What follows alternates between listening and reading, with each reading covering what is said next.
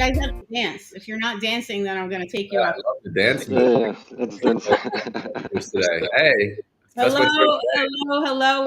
Welcome. Cut the shit, cue the genius. Today we have two geniuses. Actually, we have more than the two geniuses that we have with us here because everybody that's listening in are also our geniuses. I'm Dalia El Ghazar, and I love having these two guests with me.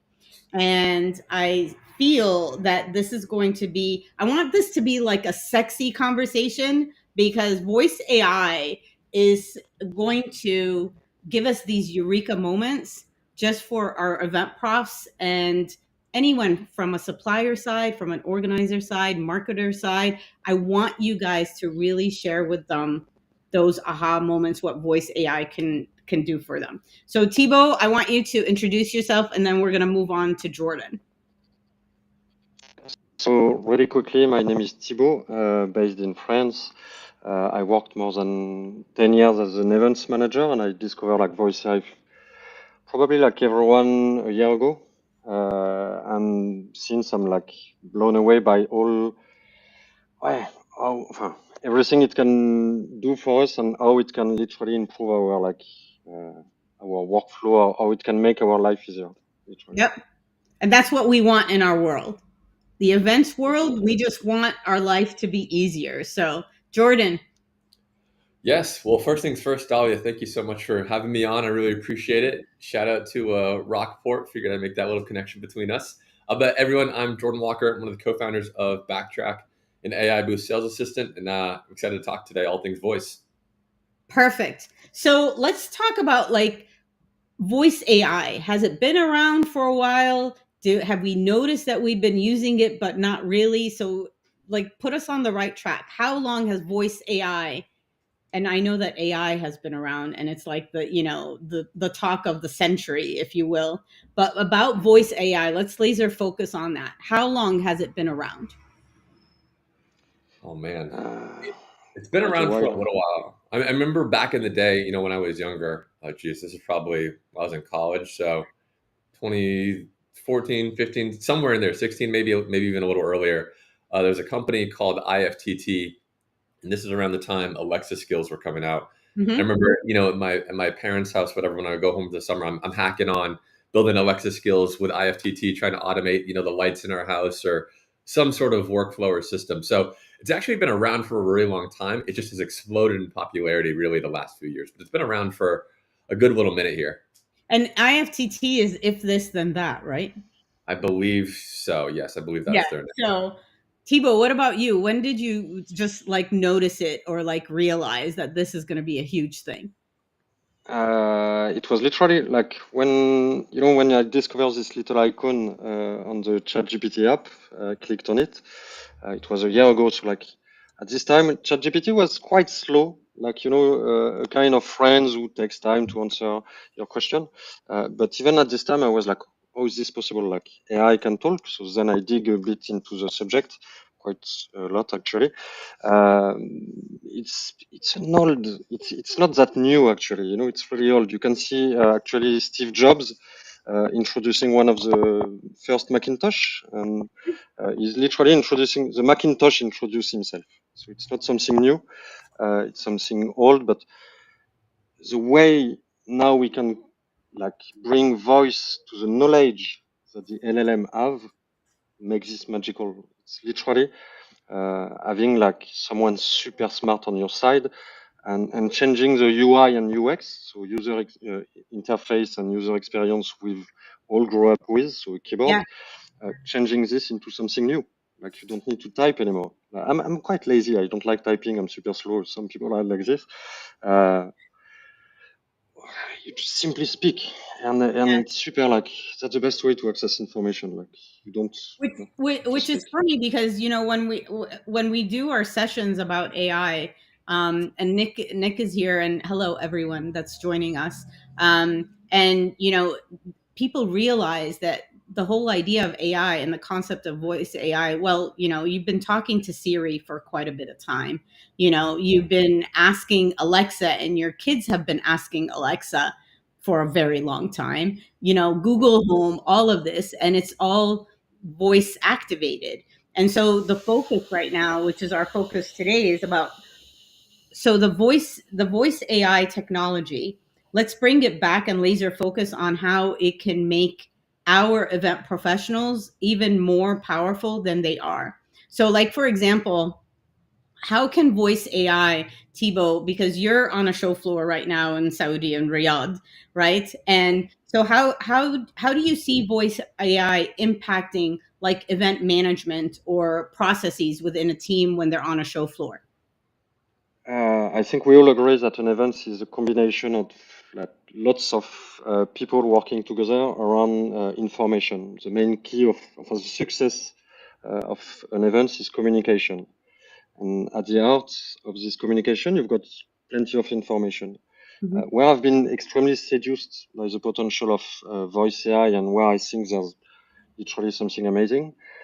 Imagine instead of like going through a PDF, which is a 10-page PDF to find one single piece of information you need, you simply ask your voice assistant, hey, what about this? And in half a second, you get the answer. There's some limitation, and that's why like it's taking time. On the technical side, there's what we call a RAG. It's like a technique that allow you to go and search for the right information. Uh, it's not that easy. There's lots of like hallucination and stuff you need to tackle. But this idea of like, okay, having access to one single piece of information in the middle of a huge amount of knowledge is simply amazing. And that's how literally I see it improving our workflow and helping us to save time actually. It's all about this. So Saving time. it's almost like, and we've all been there. The 65-page BEO, Yeah. or like a hotel contract that's, in 9-point font and has all these, uh, Yeah. terms in it, for example, or it's like a runoff show, and basically what you want is someone who is quicker than you Yeah. are to like scan a ton of documents at the same time, but also that you're also able to give feedback to in order to make a better event or experience for the team, or your next annual, for example. Is that right? Yeah. But actually, you literally spoke about two sides of what we could call voice AI, because voice AI is quite large. There's text to speech and speech to text, and you Mm-hmm. can do like plenty of stuff with both of these particular technology. Um, so yeah, you can literally have your voice assistant speaking back to you, and on the other side, you can have also an assistant taking notes. You can speak to your voice assistant and ask him to record stuff, and that's super cool. You can have a transcript of it, Yep. and you can have an assistant. And I think Jordan is probably more aware of this than me. Like he's probably a specialist of it. You can have an assistant going through all your voice notes and transforming them and helping you and making your life easier. It's all about this actually. Yeah. It's not. So I George, don't think. Wait, sorry. no. And I agree with you. I was just gonna like ask Jordan in regards to what you see where voice AI can kick in on a trade show side. And Rachel Stefan was saying, imagine what it can be used where exhibitor manuals that no one reads, right? But like from a show side or from an exhibitor side, sponsor side, etc., where do you see voice AI taking us? Yeah, well, there's two things that I think I'm really bullish on voice AI for. So one is what I would call just your day to day sort of workflows, either pre-show, during the show, and even after the show. And then beyond that, just sort of general task automation, making your life easier. So what I'm really excited about is one like ChatGPT, for example. We all know ChatGPT for being able to prompt it and have it spit out an email or a draft or something, right? But what a lot of people might not know yet is that ChatGPT has a really incredible voice assistant built in, where you can actually communicate it with, like you're talking to somebody right at your desk, or a coworker, or a friend, a family member, or a friend, or something like that. And with that, you can actually kick off all these workflows that you can then go have it do. So just the other day, I was sorting through a list of hundreds of names and contact information, and I was using the voice to kind of sort through, talk to ChatGPT and sort this list out and have that structured and ready to go. And then it gets even more powerful when you add in other automation tools like Zapier or whatever to then go, automatically do the task for you and sort through all this information. So you're just using voice to kick off the task like you're talking to a coworker, but just using it's an AI instead, and you're able to communicate with it is extremely powerful, in my opinion. And then while you're on the show floor, even as event people, we're all super busy, especially on the show floor. Nobody has time to sit there for 10 minutes, whip out their phone and type this really, really thoughtful message. Every minute counts. And so being able to have that AI assistant in the background that you can kind of converse with and make sure things are getting done with gets extremely powerful too. And then, another aspect where I think it's really incredible is sort of the outreach that you can do ahead of time. There's tools out there like Speechify, Synthesia, there's a few of them now that you can give it an example of your own voice, and then it can use AI to synthesize your voice and then create statements of you saying, whatever, come to my event, or only a few days left, or sign up now, right? So it lets you really scale that sort of outbound campaign, or create really custom outbound strategies, right? So for example, say I wanted to send a custom message to 500, other exhibitors or potential customers.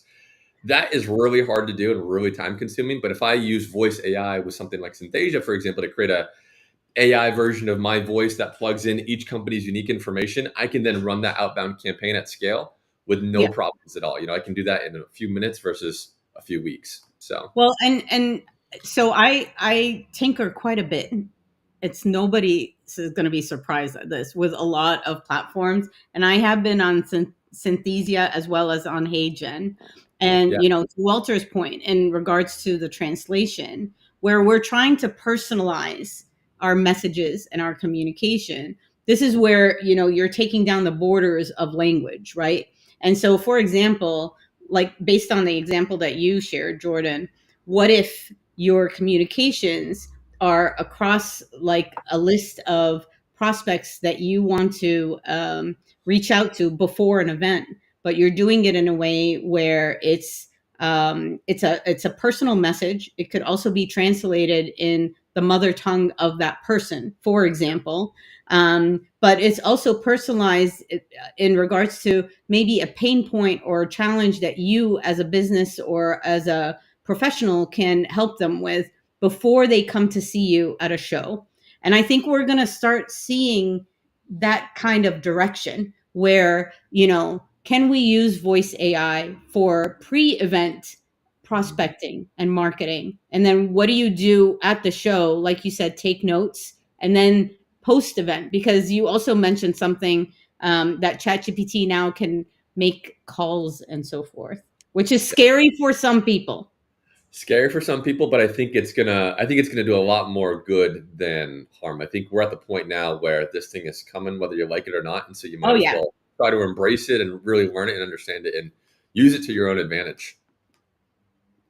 So Thibaut, what do you think in regards to how voice AI can help not only on the show floor, but like with event groups, but also from an accessibility perspective? Alors, there's two ways to look at it. Yep. I think it's not only like during the events that you can use voice AI, you can use it before and after your events. As you mentioned, AI it's not exactly making phone call. You can ask her on your behalf to make some phone call with a specific script. So you could, for example, like, as long as the attendees agree, you can give them a quick like reminder about like the events and make sure that your attendance is good. And think about it. Most of the websites that we are using nowadays are not accessible to like many people. And that are either simple like ways now. challenged. Yeah. And there's many ways now to have an embedding in your website, which is a simple button where you can click and you can literally go through the entire website, not by reading, but just by speaking. And people who have like eyes issue, for like people who are having eyes issue, well, it can be a good option. For what is about post event, feedback can be like scaled way more than a human being can do it. And it's something like actually was been passionating me for quite some time, because voice AI has one more capabilities. It's not only an AI that speak; it can also analyze your conversation in a way which is sometimes way deeper than we can do as human. It's a bit strange and maybe a bit scary, but you can do what we call sentiment analysis. So you can tell by the voice, the tone of the voice, the words that are used. You can like literally like know if someone is, what is the feeling of the person who is talking.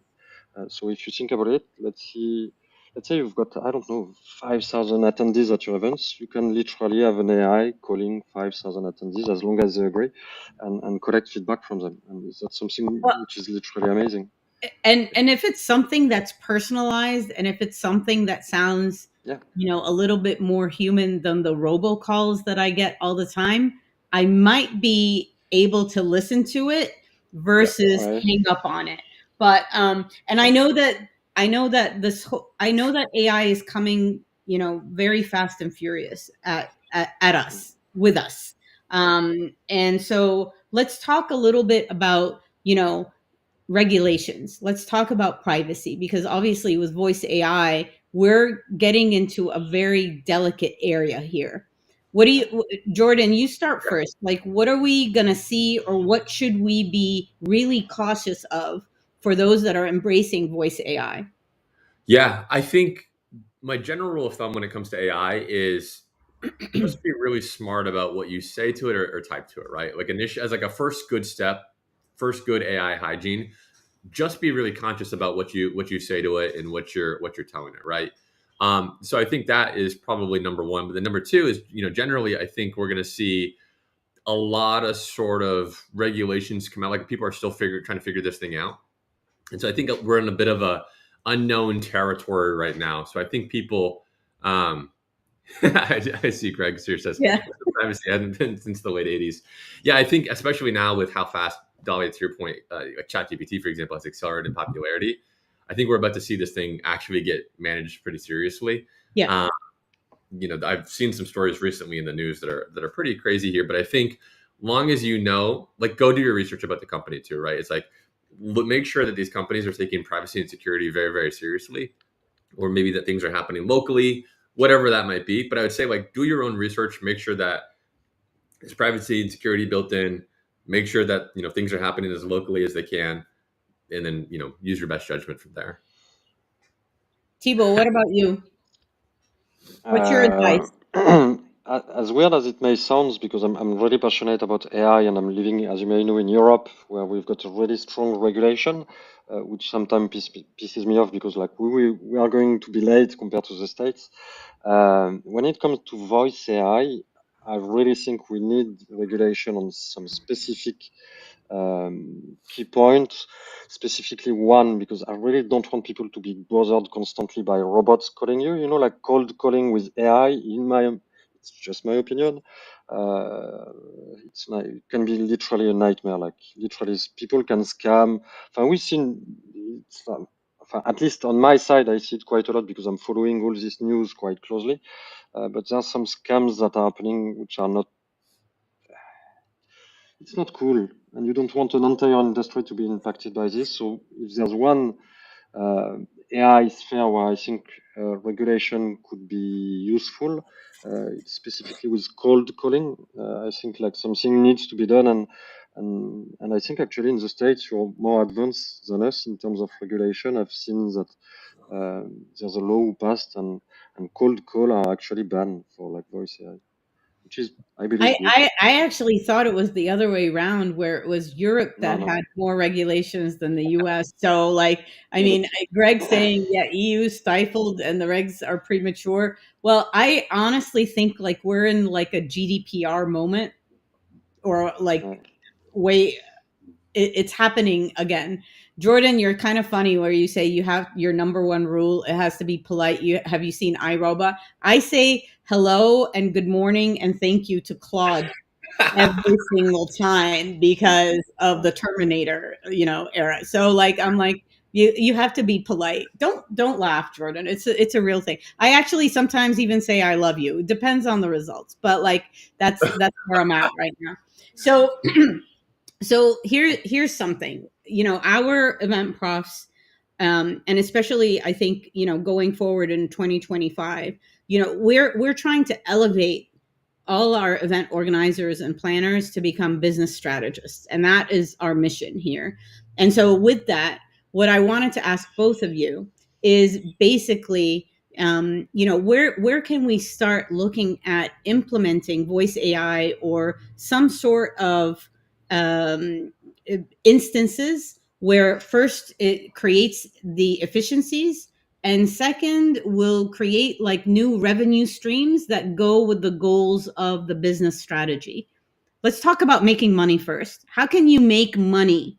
Think outside the box. We're not in 2024 anymore, Dorothy. Think 2035. How can we have our event profs use voice AI to increase or create new revenue streams? So I'm going to give something a little technical here, a little crazy, but I think everybody will really like it. Oh, 100 joined the chat, so this is perfect timing. So there's a new tool out there that we discovered called Bolt, and Bolt essentially lets you create custom apps just with like prompting. So imagine ChatGPT, you give it a prompt, but it'll make a web app for you, a mobile app, etc. And there's a couple of other tools that can do this Yeah. sort of stuff. But the point there being with voice and ChatGPT's now voice capabilities, you can give it ChatGPT a prompt. It can have a conversation with you.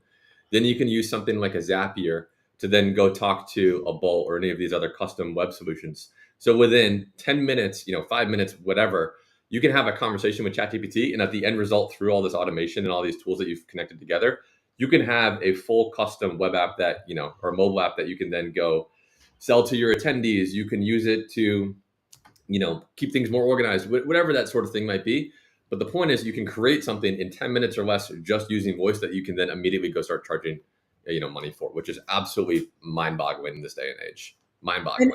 But it's a great opportunity, especially if you're going like to first time sponsors or exhibitors or like attendees, for example, or you have a bunch of products that like content or I don't know, courses, etc., or even leads if you want to sell like leads to potential sponsors. So I love that.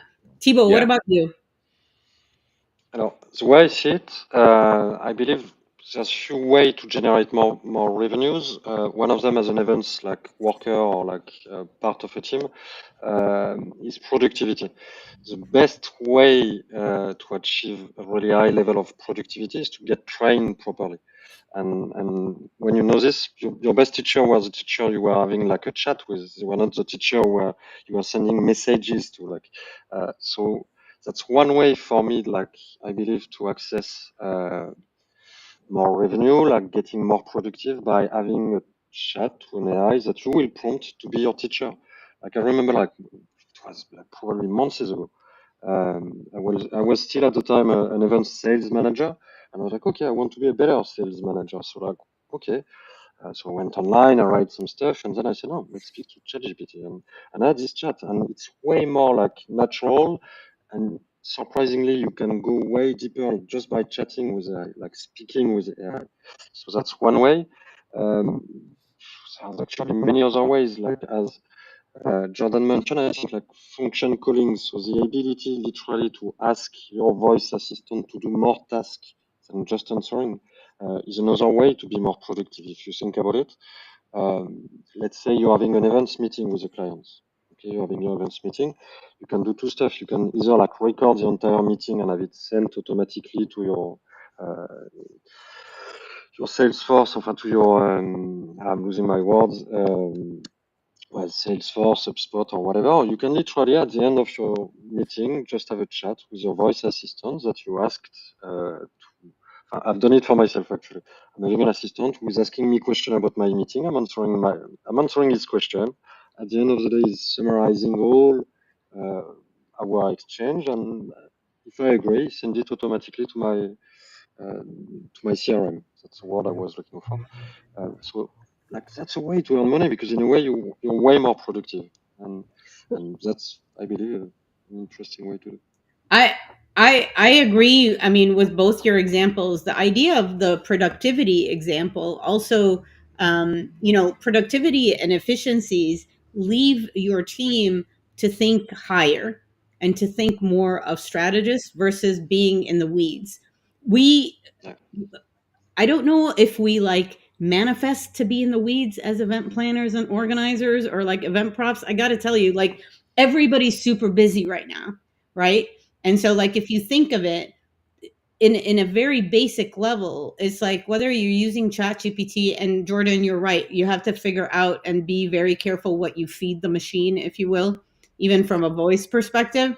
But anything that you see that is a manual process and you're doing it 3 times 4 times over the same exact way is when you have to try to figure out how you can either use voice AI or some kind of tool that's going to alleviate that manual process so that Yeah. you are able to step up as a strategist, step up as, for example, what can I do better, or have them play devil's advocate with you. And Thibaut, you're right in regards to even when you're on the show floor and you're feeding your, voice AI powered assistant, if you will, all this information of like everything that you're looking at, is when you can go back and then ask for insights. What can I do better? What can we, do different, etc. And it's almost, I think what's going to happen is, and this is not a bad thing, right? What I think is going to happen is that all event profs are going to have an AI powered assistant. And voice is the easiest way because our minds are mush.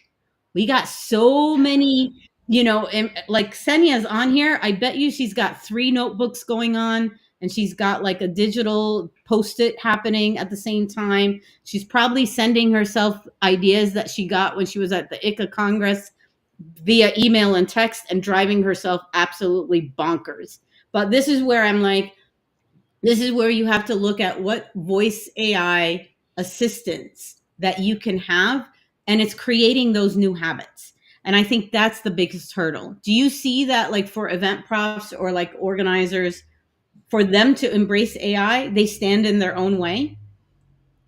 I think generally, just for AI, I think everybody kind of gets in their own way, a little bit, not even necessarily unique to event people. But I think because it's so new and everybody's just so focused on the day to day, it's hard to find that time to sit down and go learn how to use some of these tools. But, Dahlia, you said something really great earlier, and Hunter says this all the time as well. Is like if you find yourself doing a really repetitive manual task constantly, you need to take a step back and go, okay, this can probably be automated to some degree. Give me a few minutes back, and there's probably an AI tool out there that can help me do it. So that's kind of our belief is if you find yourself doing these repetitive tasks over and over again, you can probably use AI to go, automate that task at least a little bit and give you some of your time back. So anyway, that to say, like, yes, absolutely. Yeah. Thibaut, what about you? From what I've seen and what I see, actually, I believe it's hard to change habits. And when you are used to be in a wheel and have bags like I've got now because I'm like working too much, it's, it's one of my concern. Like, do people will like change habits? Are we ready to speak to an AI? Because it's quite specific. It's an experience which is like unnatural, at least for now.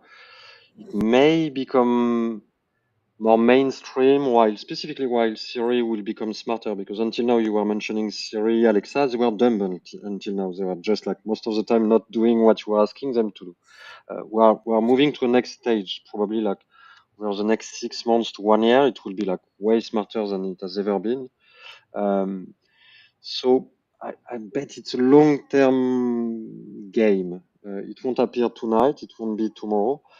I guess like slowly by slowly, people may change habits. If we've got people like you who are saying, "Hey guys, why don't you try this?" Like you always like technology adoption So is like, are you calling me the AI pusher in the industry? Because yeah, I'll take yeah, that. in a way, yeah.